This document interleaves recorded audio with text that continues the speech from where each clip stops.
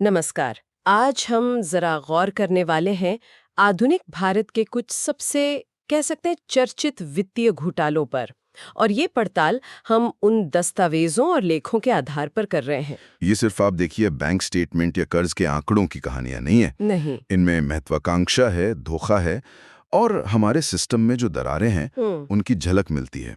कैसे कुछ लोगों ने उनका फायदा उठाया। हमारा ध्यान आज मुख्य रूप से 3 किरदारों पर रहेगा। इनके नाम हमारे स्रोतों में खासकर legends of greed, India's great financial scams के कुछ हिस्सों में बार बार आते हैं। हर्षद मेहता, नीरव मोदी और विजय माल्या।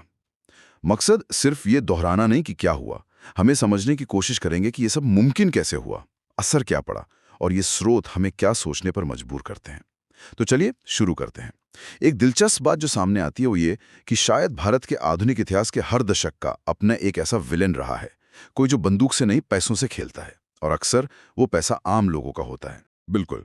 और ये स्रोत इसी बात पर जोर देते हैं कि कैसे इन लोगों ने या तो सिस्टम पर बने भरोसे को तोड़ा या फिर उसकी कमियों का बड़ी चालाकी से इस्तेमाल किया।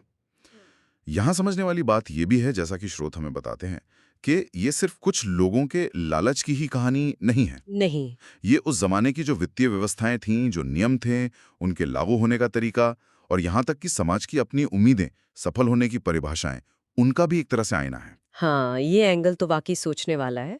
तो चलिए एक एक करके समझते हैं। शुरुआत करते हैं हर्षद मेहता से। सुनने में आता है कि उनका सफर बॉम्बे स्टॉक एक्सचेंज में एक मामूली क्लर्क जैसा ही शुरू हुआ था, लेकिन हाँ, उनमें कुछ बड़ा करने की जबरदस्त इच्छा थी। और फिर उन्होंने बैंकिंग सिस्टम में एक ऐसी गली ढूंढ निकाली जिसका जिक्र रेडी फॉरवर्ड डील लूपहोल के नाम से मिलता है। असल में ये सिस्टम बैंकों के बीच छोटी अवधि के लिए फंड मैनेज करने के लिए था। जी, शॉर्ट टर्म लिक्विडिटी के लिए। हाँ, लेकिन मेहता ने कथित तौर पर इसका गलत इस्तेमाल किया। बताया जाता है कि उन्होंने नकली बैंक रसीदें, जिन्हें बीआर कहते हैं, बैंक रसीट्स। हाँ, वो जारी की। ये रसीदें इस बात का सबूत मानी जाती थीं कि एक बैंक दूसरे को सरकारी बॉन्ड बेचेगा। जी। लेकिन असल में कई बार पीछे कोई बॉन्ड होता ही नहीं था। बस कागज का खेल। बिल्कुल। और इन नकली रसीदों के दम पर बैंकों से पैसा उठाया और उसे सीधे शेयर बाजार में झोंक दिया। नतीजा? जबरदस्त तेजी। हाँ, शेयरों की कीमतें आसमान छूने लगी। लोगों को लगा बाजार में पता नहीं क्या हो गया है। इसे देश ने बिग बुल रन कहा। ऐसा लगने लगा मानो पैसा बनाना बच्चों का खेल हो। एक भ्रम पैदा हो गया था। लेकिन ये बुलबुला फूटा अप्रैल 1992 में, जब पत्रकार सुचेता दलाल ने अपनी इन्वेस्टिगेटिव रिपोर्टिंग से इस पूरे गोरख धंधे का, कह सकते हैं, पर्दाफाश किया। जी, वो एक बहुत बड़ी स्टोरी थी उस समय की। श्रोत बताते हैं कि ये घोटाला उस वक्त करीब 4,000 करोड़ का था। जरा सोचिए, आज के हिसाब से अगर इसे देखें तो ये 25,000 करोड़ से भी ज्यादा बनता है। चौंकाने वाली रकम। बहुत बड़ा अमाउंट था उस जमाने के हिसाब से। सामग्री में एक लाइन है जो मुझे बहुत सटीक लगी। हर्षद ने सिर्फ नियम नहीं तोड़े, उसने भारत की वित्तीय मासूमियत को तोड़ा। शायद इसलिए कि उदारीकरण का वो शुरुआती दौर था, बहुत से नए लोग बाजार में आए थे। बिल्कुल। और इस घटना ने उनके भरोसे को हिलाकर रख दिया। हाँ, और यहाँ ये समझना जरूरी है कि ये सब हुआ कैसे, मतलब क्या वजह थी। स्रोत इशारा करते हैं कि उस समय की बैंकिंग प्रणाली में, खासकर सरकारी बॉन्ड के लेन देन के तरीके में कई कमियां थी। बैंकों के बीच आपस में तालमेल की कमी थी। ये बैंक रसीदें फिजिकल होती थीं, उनका वेरिफिकेशन ठीक से नहीं हो पाता था, और कंप्यूटर डिजिटल रिकॉर्ड्स वो सब उतने आम नहीं थे। अच्छा, यानी सिस्टम भी तैयार नहीं था इस तरह की चीज के लिए? कह सकते हैं। यह सिर्फ एक व्यक्ति की चालाकी का मामला नहीं था, बल्कि एक ऐसी व्यवस्था की कमजोरी थी जो तेजी से बदलते हुए बाजार के साथ शायद कदम नहीं मिला पा रही थी। जैसा कि स्रोत कहते हैं, दलाल स्ट्रीट पर कुछ समय के लिए राज करने वाले इस बिग बुल का पतन लगभग रातों रात हो गया, और इसका असर सिर्फ शेयर बाजार पर नहीं पड़ा। आम लोगों के मन में बैंकों और वित्तीय संस्थाओं के लिए एक शक सा पैदा हो गया। और इसके बाद ही जो रेगुलेटरी बॉडीज हैं, खासकर सेबी, उसको अपनी भूमिका और नियमों को और मजबूत करने की जरूरत महसूस हुई। हालांकि स्रोत हमें उन सारे बदलावों की लिस्ट नहीं देते, पर हाँ, ये घटना भारत के फाइनेंशियल मार्केट रेगुलेशन के इतिहास में एक टर्निंग पॉइंट जरूर थी। इसने कहीं ना कहीं उस दौर के जल्दी अमीर बनो वाली जो एक मानसिकता थी, उसे भी सामने ला दिया, जो शायद मेहता की लोकप्रियता का एक कारण भी बनी थी। बिल्कुल। उस दौर का जो सामाजिक आर्थिक माहौल था, उसे समझे बिना शायद ये पूरी तस्वीर साफ नहीं होती। अच्छा, अब अगर हम समय में थोड़ा आगे बढ़ें तो एक और बड़ा नाम आता है जिसका जिक्र है नीरव मोदी। इनका मामला हर्षद मेहता से काफी अलग है। जी बिल्कुल अलग। स्रोत बताते हैं कि नीरव मोदी की पहचान थी लग्जरी डायमंड ज्वेलरी, बड़े बड़े इंटरनेशनल स्टोर्स, बॉलीवुड स्टार्स के एंडोर्समेंट, छवि बहुत ग्लैमरस ग्लोबल। हाँ, ब्रांड इमेज बहुत बड़ी थी। और उनका तरीका भी अलग था। कहा जाता है कि उन्होंने कथित तौर पर पंजाब नेशनल बैंक पीएनबी के कुछ अधिकारियों की मिली भगत से नकली लेटर्स ऑफ अंडरटेकिंग एलओयूज का इस्तेमाल किया। अब ये एलओयूज ये क्या चीज है? देखिए, ये एक तरह की बैंक गारंटी होती है, खासकर इंटरनेशनल ट्रेड में इस्तेमाल होती है। मान लीजिए कोई भारतीय व्यापारी है, उसे विदेश से सामान मंगाना है, तो उसका बैंक, जैसे यहाँ पीएनबी, एक एलओयू जारी करके विदेशी बैंक को गारंटी देता है कि भाई अगर ये व्यापारी पैसे नहीं दे पाया तो हम देंगे। अच्छा, यानी भरोसे पे चलने वाला सिस्टम है। बिल्कुल, भरोसे पर। तो स्रोत बताते हैं कि नीरव मोदी की कंपनियों के लिए पीएनबी से ये लोन्स कथित तौर पर बिना किसी असली लेनदेन या पर्याप्त सिक्योरिटी के ही जारी कर दिए गए। जी, ये सबसे बड़ी गड़बड़ी थी। और इन्हीं लोन्स के आधार पर विदेशों में जो भारतीय बैंकों की शाखाएं थीं, उन्होंने नीरव मोदी की कंपनियों को अरबों रुपए का कर्ज दे दिया। और ये सिलसिला सालों तक चलता रहा, किसी को भनक नहीं लगी। ये बात भी चौंकाने वाली है कि इतने सालों तक कैसे चलता रहा। हाँ, और इस तरह भरोसे के इसी सिस्टम का गलत इस्तेमाल करके स्रोत के मुताबिक 13,000 करोड़ रुपए से ज्यादा की रकम का हेरफेर हुआ।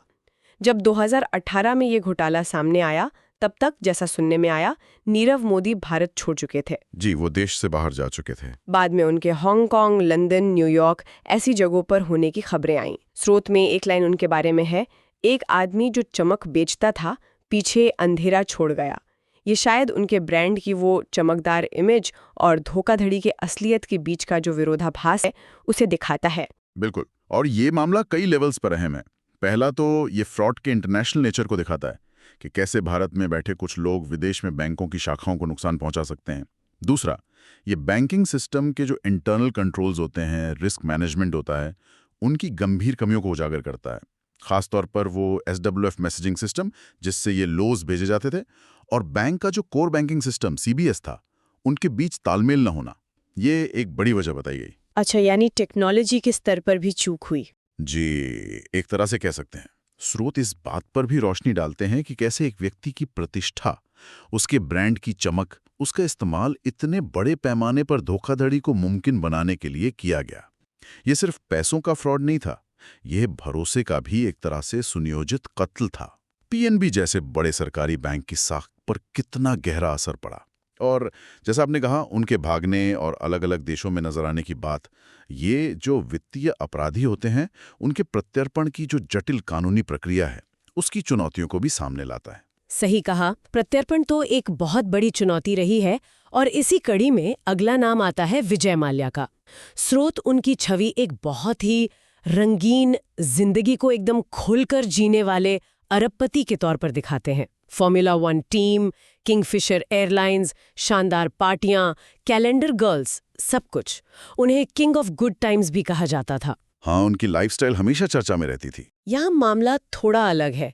मुख्य मुद्दा है बैंकों के एक कंसोर्टियम, मतलब कई बैंकों के समूह से भारी कर्ज लेना। स्रोत के अनुसार करीब 9,000 करोड़ रुपए, ज्यादातर अपनी एयरलाइन किंगफिशर एयरलाइंस के लिए, और फिर उस कर्ज को चुकाने में नाकाम रहना। किंगफिशर एयरलाइंस भारी घाटे में चली गई और आखिर में बंद हो गई। जी, एयरलाइन चल नहीं पाई। इसके बाद मार्च 2016 में विजय माल्या लंदन चले गए। बैंकों ने कर्ज वसूलने के लिए उन्हें जानबूझकर कर्ज न चुकाने वाला, यानी विलफुल डिफॉल्टर घोषित कर दिया। ये एक महत्वपूर्ण टर्म है, विलफुल डिफॉल्टर। हाँ, इसका मतलब है कि बैंकों का मानना था कि उनके पास कर्ज चुकाने की क्षमता थी, या उन्होंने फंड को कहीं और इस्तेमाल किया, लेकिन जानबूझकर कर्ज नहीं चुकाया। इरादे पर सवाल। बिल्कुल। स्रोत बताते हैं कि भारत सरकार और बैंक तब से लगातार उनके प्रत्यर्पण की कोशिश कर रहे हैं, जो कि एक लंबी कानूनी लड़ाई बन चुकी है। उनके लिए भी स्रोत में एक लाइन है, वह एक राजा की तरह जिए, लेकिन पीछे कर्ज का एक साम्राज्य छोड़ गए। देखिए, ये मामला बड़े कॉरपोरेट लोन्स, उनकी मंजूरी की प्रक्रिया और उनसे जुड़े जो रिस्क होते हैं, उन पर गंभीर सवाल खड़ा करता है। इतना बड़ा कर्ज कैसे और किन शर्तों पर दिया गया, खासकर तब जब एयरलाइन इंडस्ट्री खुद ही बहुत जोखिम भरी मानी जाती है और किंगफिशर की माली हालत लगातार बिगड़ रही थी। यहाँ पर क्रोनी कैपिटलिज्म यानी साठ-गांठ वाले पूंजीवाद की आशंकाओं का जिक्र भी आता है। मतलब क्या ये कर्ज सिर्फ बिजनेस मॉडल देखकर दिए गए थे या इसमें व्यक्तिगत प्रभाव और संबंधों की भी कोई भूमिका थी? ये सवाल उठते हैं। ये तो सोचने वाली बात है। और विलफुल डिफॉल्टर का जो ठप्पा लगा वो भी अहम है। ये सिर्फ व्यापार में नुकसान होने और कर्ज न चुका पाने से अलग बात है, ये इरादे पर सवाल उठाता है। जैसा आपने कहा, ये कॉर्पोरेट गवर्नेंस और प्रमोटरों की जिम्मेदारी के मुद्दे को भी सामने लाता है कि कंपनी चलाने वालों की अपनी देनदारियों के प्रति क्या जवाबदेही होनी चाहिए। जी। लगता है कि वित्तीय भगोड़ों का प्रत्यर्पण कितना जटिल है। अलग अलग देशों के कानून, सबूतों के मानक, लंबी कानूनी प्रक्रियाएं, ये सब मिलकर ऐसे मामलों को सालों तक खींच देते हैं। ये सिर्फ कानूनी नहीं बल्कि एक डिप्लोमेटिक चुनौती भी बन जाती है। तो हमने ये 3 अलग-अलग दशकों के 3 अलग-अलग तरीकों से किए गए बड़े घोटालों की एक रूपरेखा देखी, जैसा कि स्रोत हमें बताते हैं। हर्षद मेहता ने स्टॉक मार्केट और बैंकिंग की अंदरूनी खामियों का फायदा उठाया। नीरव मोदी ने अंतर्राष्ट्रीय व्यापार के भरोसे वाले सिस्टम LOUs का गलत इस्तेमाल किया। विजय माल्या का मामला बड़े कॉर्पोरेट कर्ज और उनके डिफॉल्ट से जुड़ा है। तो सवाल ये उठता है कि इन सब अनुभवों से भारत के वित्तीय तंत्र ने क्या सबक सीखे? सबक स्रोत कुछ सामान्य बातें तो बताते हैं, जैसे कि बैंकिंग नियम और सख्त किए गए, सेबी जैसी रेगुलेटरी संस्थाओं को ज्यादा अधिकार मिले, कर्ज देने की प्रक्रिया में ज्यादा सावधानी बरती जाने लगी, डिजिटल लेनदेन और पारदर्शिता पर जोर बढ़ा है, और शायद आम निवेशकों और नागरिकों में भी पहले से ज्यादा जागरूकता आई है। हाँ, ये बदलाव तो हुए हैं। लेकिन इसके साथ ही स्रोत एक बहुत बुनियादी और शायद हमेशा प्रासंगिक रहने वाला सवाल भी उठाते हैं। क्या पैसा कभी ईमानदारी खरीद सकता है? या इसे दूसरे शब्दों में कहें तो क्या सिर्फ नियम कड़े कर देने से ऐसी धोखाधड़ी रुक सकती है? जी, ये बहुत महत्वपूर्ण सवाल है। और हाँ, ये सच है कि इन घोटालों के बाद कई रेगुलेटरी और प्रोसीजरल बदलाव हुए हैं। जैसे मेहता स्कैम के बाद शेयर बाजार का सेटलमेंट साइकिल छोटा किया गया, डीमटीरियलाइजेशन यानी शेयरों को इलेक्ट्रॉनिक फॉर्म में रखने को बढ़ावा मिला। नीरव मोदी मामले के बाद बैंकों में स्विफ्ट सिस्टम और CBS की इंटीग्रेशन को लेकर सख्ती बढ़ी, LOU जारी करने के नियम बदले गए। माल्या जैसे मामलों ने शायद insolvency and bankruptcy code IBC 2016 के आने में भी भूमिका निभाई, जो कर्ज वसूली की प्रक्रिया को तेज बनाने का एक प्रयास है। अच्छा, तो ठोस कदम उठाए गए हैं? जी बिल्कुल। लेकिन स्रोत हमें इन तकनीकी बदलावों से आगे सोचने को कहते हैं। वो उन बड़े सामाजिक पहलुओं की ओर इशारा करते हैं जो शायद इन घोटालों के लिए जमीन तैयार करते हैं, जैसे प्रसिद्धि और एकदम तुरंत सफलता पाने का एक जुनून सा। नियमों को ताक पर रखने को कई बार स्मार्टनेस मान लिया जाता है, और वो चुप्पी जो हम अक्सर तब साध लेते हैं जब हमें लगता है कि कोई ताकतवर या अमीर आदमी है तो शायद बच निकलेगा। ये बात तो है। स्रोत का ये कहना कि शायद ये कहानियां सिर्फ भ्रष्टाचार के बारे में नहीं हैं, शायद ये हमारे बारे में है, ये वाकई हमें सोचने पर मजबूर करता है। क्या समाज के तौर पर हमारी सफलता की परिभाषाएं, ये जो भौतिक चीज़ों पर हमारा इतना ज़्यादा जोर है और कभी-कभी नैतिक मूल्यों पर प्रैक्टिकलिटी को तरजीह देना, क्या ये सब भी इस तरह की घटनाओं में योगदान देता है? ये सिर्फ कुछ बुरे लोगों की कहानी है या सिस्टम और समाज की मिलीजुली उपज? ये वाकई एक गहरा विचार है। तो आज हमने स्रोत सामग्री के आईने में आधुनिक भारत के इन 3 बड़े वित्तीय चेहरों हर्षद मेहता, नीरव मोदी और विजय माल्या से जुड़े घटनाक्रमों को और उनके पीछे की सिस्टम की खामियों और महत्वाकांक्षाओं को समझने की कोशिश की। हमने देखा कि कैसे अलग-अलग तरीकों से भरोसे को तोड़ा गया और नियमों की धज्जियां उड़ाई गईं। जी, और निष्कर्ष के तौर पे स्रोत हमें सिर्फ अतीत का विश्लेषण करने के लिए नहीं छोड़ते, बल्कि भविष्य के लिए एक सवाल जरूर देते हैं। नियमों और सिस्टम को सुधारना तो जरूरी है ही, लेकिन उससे भी आगे जाकर क्या हमें समाज के तौर पर अपनी आकांक्षाओं, सफलता की हमारी परिभाषाओं और हमारी नैतिक कसौटियों पर भी दोबारा सोचने की जरूरत है? क्योंकि जब तक बड़े पैमाने पर धोखाधड़ी को मुमकिन बनाने वाली वो सामाजिक जमीन मौजूद रहेगी, शायद नए खलनायक उभरते रहेंगे। ये एक ऐसा सवाल है जिस पर आगे भी सोचा जा सकता है, क्योंकि ये सिर्फ कुछ लोगों की नहीं बल्कि हमारे सामूहिक वर्तमान और भविष्य की कहानी का भी एक हिस्सा है।